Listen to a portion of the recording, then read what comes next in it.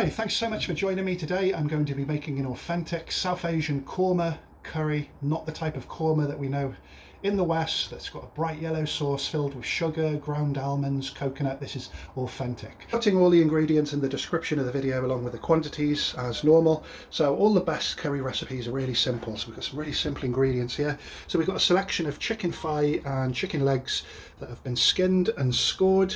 We've got some onions that we're going to fry up into almost a barista paste that we're going to be adding to the korma later. We've got some thick yogurt. I'm using Greek yogurt. Use strained or hung yogurt. You want something with low water content. And we're going to be using a selection of whole spices to flavour the yogurt. We've got some ginger and garlic, and we're going to flavour the oil with some tejpata, 1 black cardamom, 4 green cardamoms, a couple of cloves and 1 stick of cassia.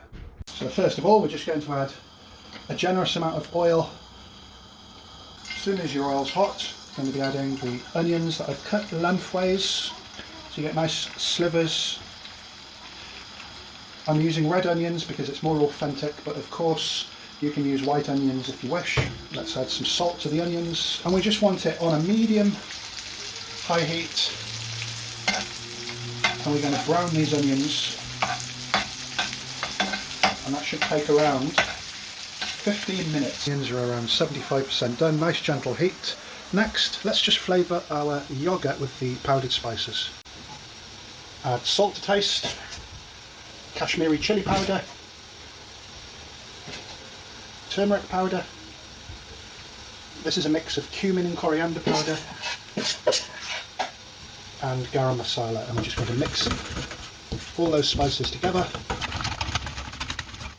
So those onions are perfectly browned, and make sure you're careful with the temperature. You don't want them to burn, and you want to stir them throughout so nothing sticks to the edges.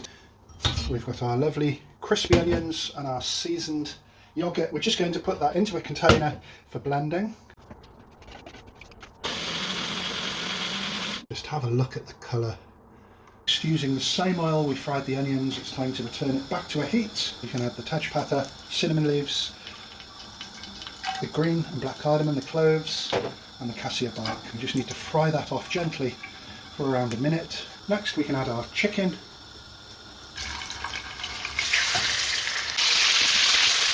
We need to fry off that chicken just to seal it.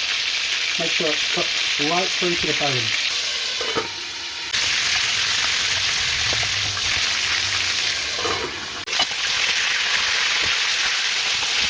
The ginger and garlic paste. All the rawness has been cooked away from the ginger and garlic. Next, let's add our korma sauce.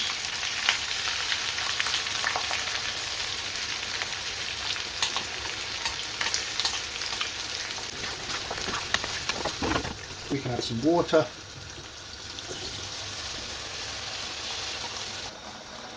And it's time to put the lid back on.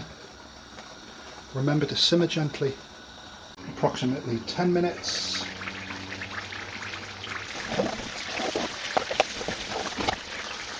So that's been about 15 minutes cooking.